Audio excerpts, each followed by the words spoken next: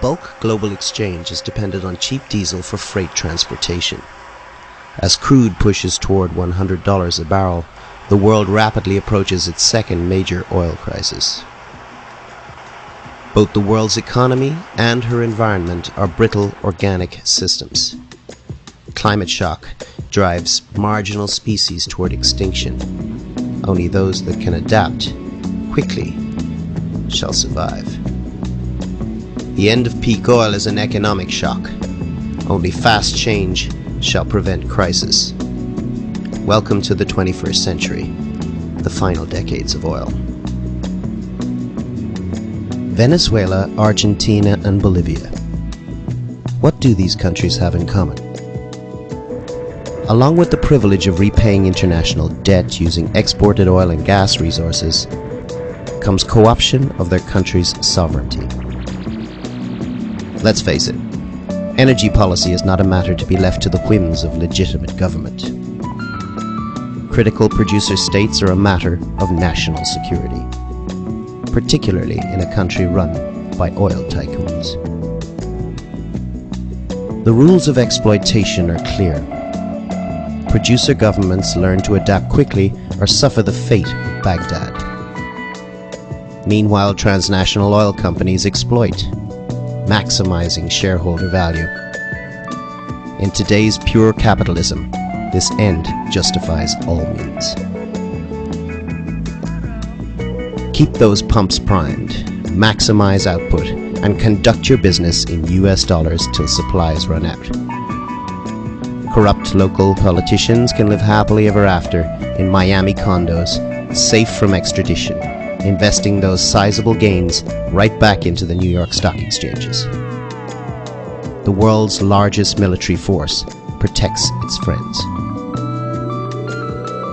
Short of invasion, the US and other consumer powers have a basket of dirty tricks which they use freely in Latin America and beyond.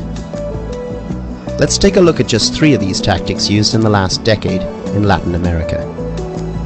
Divide and conquer in Bolivia, IMF intervention in Argentina, and a coup d'etat in Venezuela. These days, Bolivia finds itself racked by racial and factional divides. Most of Bolivia's oil is in the jungle region around Tarija. Here, a separatist group of whites and Mestizo Guarani are trying to break away from the Quechua and Aymara majorities in the highlands. As highland factions demand higher oil tariffs and renationalization of oil, the eastern region collaborates with foreign oil companies and their national embassies to prevent both from happening. This has cost Bolivia 2 presidents in the last 3 years, significant oil revenue, and mounting debt. In the spirit of, if you can't beat them, own them, Argentina, tainted poster child of neoliberalism, funded its Peronist socialism with huge national industries, including oil giant YPF. Yielding to IMF pressure between 1990 and 93, notoriously corrupt President Carlos Menem privatized 90% of all state enterprises. YPF is now a highly profitable arm of Spanish oil giant Repsol. Enron got the concession to operate Argentina's largest gas transmission lines. Last but not least, let's take a look at OPEC founder Venezuela, provider of 16% of US oil imports. Populist President Hugo Chavez Frias is a continued thorn in the side of the US State Department. In April 2002, a young Irish film crew captured an unexpected coup d'etat in Miraflores, the presidential palace in Caracas.